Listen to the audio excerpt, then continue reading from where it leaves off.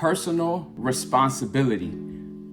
Are you personally responsible? Now, there's a little more to that. There's something known as pride. Ooh, it's known as pride, and it could be taken in so many ways. Often when it comes to pride, you'll hear some type of quote like pride comes before destruction, or pride comes before the fall. But when it comes to pride, we're gonna just look at that just a little bit deeper. Remember, I'm a teacher, not a speaker. I remember in high school, our mantra was pride makes the difference. All right, so that was something that the principal would have us say at assemblies, that pride makes the difference. Shout out to Fort Pierce Central High School.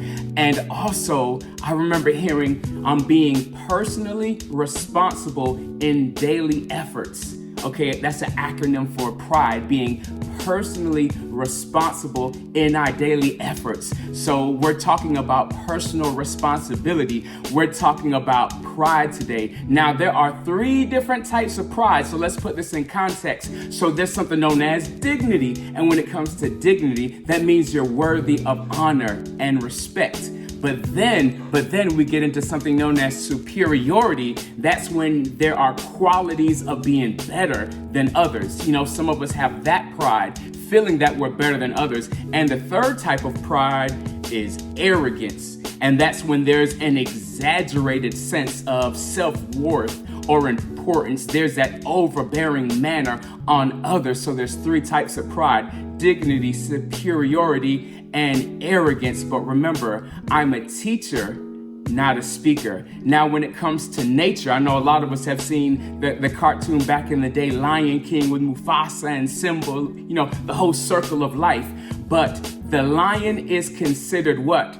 The king of the jungle, you know. And what does a lion live in terms of its hierarchy or its group dynamics? They live in a group of lions known as a pride. So the king of the jungle, the dominant beast, even lives and thrives in a pride. But check this out, you know, for prides are run by generations of females. And females actually do most of the hunting. And when the females come together, they're very strategic. When they go in for a kill, they'll kill an animal and they'll go ahead and eat that animal, and then they'll travel about 3 miles out.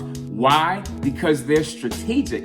They don't want to keep killing in that area because the prey are just going to run away and not come back. So what they do is they hunt, they kill, they eat, and then they move, giving the prey time to feel comfortable in the area, forget about their auntie antelope that got killed or the gazelle grandfather that got taken out before. And when they feel comfortable again, that's when the lionesses, you know, strike again.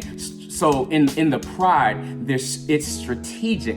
It's also collaborative. Remember, there tends to be significantly more females in a pride than males. And over time, check this out: females, the lion females, their fertility cycles begin to sync. So that means they all give birth around the same time, which allows them to all pitch in when it comes to protecting their territory as well as protecting each other's cubs. So we're looking at collaboration within what? Within the pride. And also there's just a value in social bonds. So when we think about pride, being personally responsible in our daily efforts, you know, we often question, is this leading to fall? Is this leading to destruction? And then we think about the 3 types, you know, dignity, worthy of having honor and respect, or superiority.